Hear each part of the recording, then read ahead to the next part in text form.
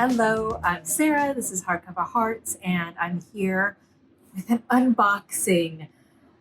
I'm so excited and also bereft. I'm excited because I have my last of my package from Shakespeare and Company.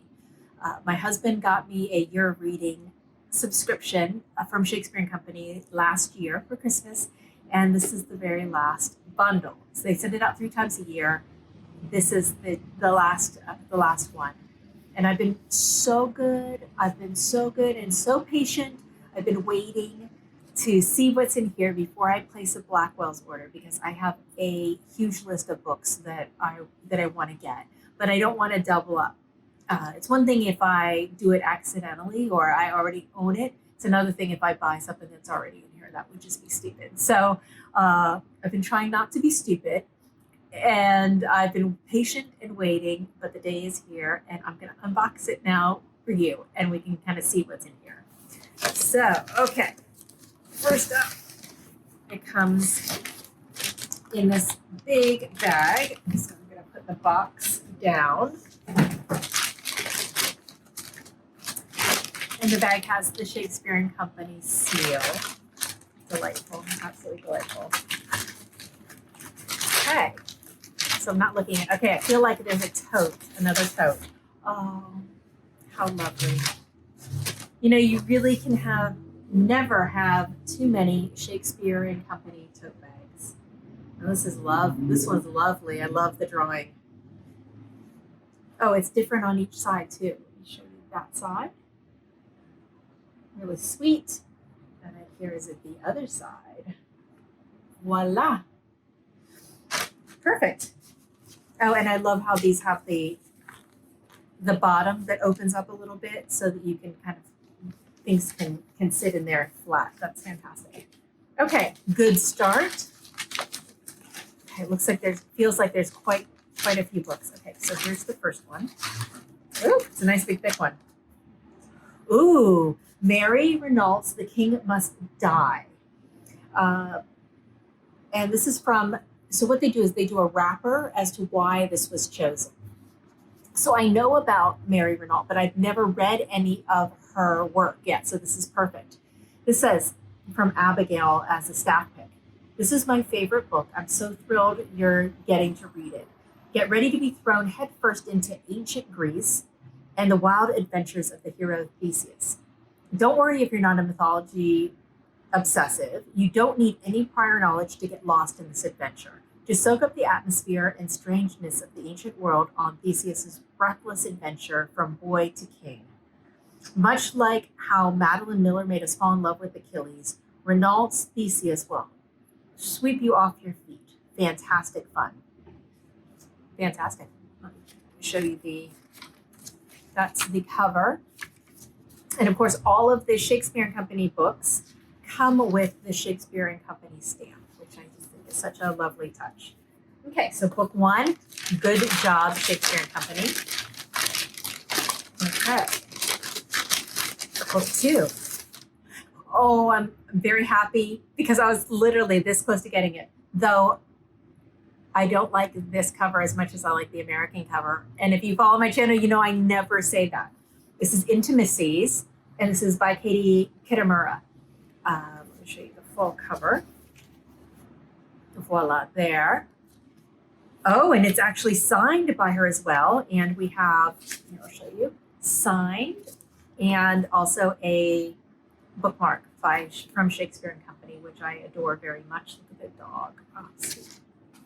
Okay, so this one says, a taut psychological novel about the ways in which we interpret language, but also the ways in which we interpret silence and absence, and what this reveals about the inner workings of our minds.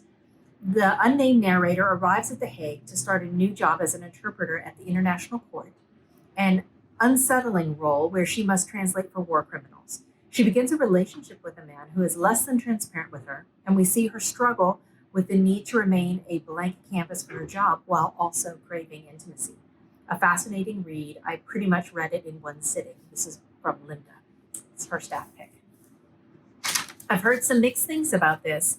I read A Separation and I liked it.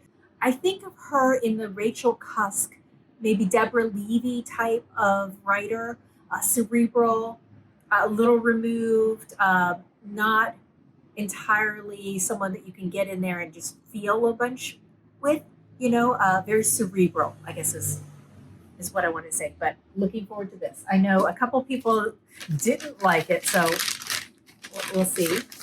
Okay, here's a nice skinny one. Oh, interesting. This is Auguries of a Minor God by Nidhi Zak, and looks like it was translated, or maybe not translated, Aria E. So let's see how that works. Looks like it's poetry. Very cool. Okay, it doesn't look like it's not, maybe it is translated. Looks like it's poetry, and it says, the poems in the stunning debut collection revolve around the ideas of migration, exile, home, belonging, and love. The poems in the first half are immersive and evocative, exciting the senses with the ripe flesh of a papaya, or the giddy blur of the memory of a first kiss.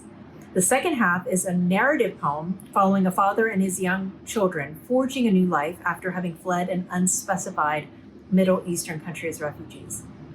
The tender, joyful details of everyday family life are held painfully close to the unspoken horror of their journey and a staggering void of their loss. I was utterly absorbed and deeply moved. And that was by Nico for his stat pick. Let me show you the full of this. And I was interested in the name. So I was like, is that a translation? So let's see.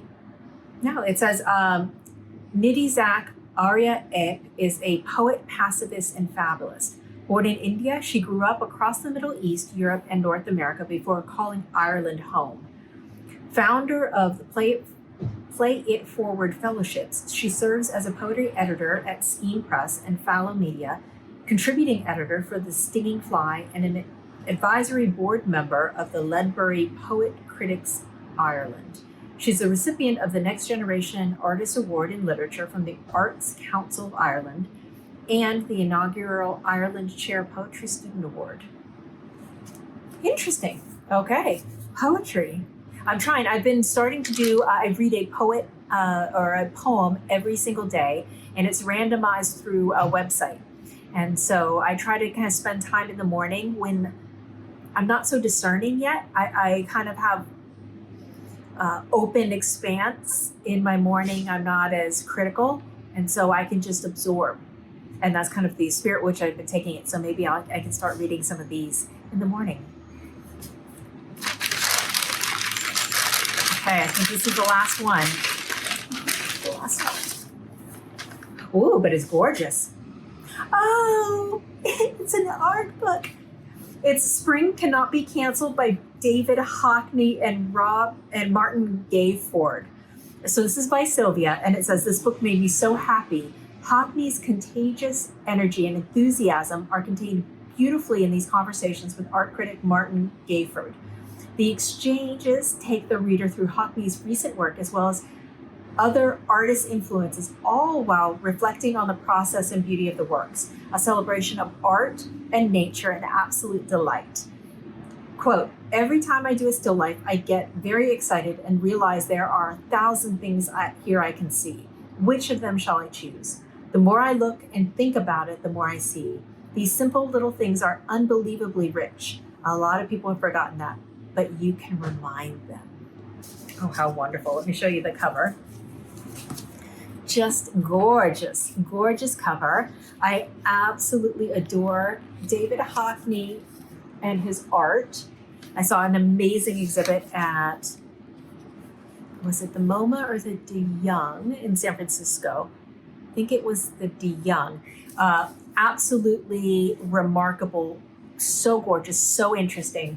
And then, of course, he did the cover. He allowed some of his work to be used for the cover of Ali Smith's Seasonal Quartet, which I read with a bunch of really brilliant people.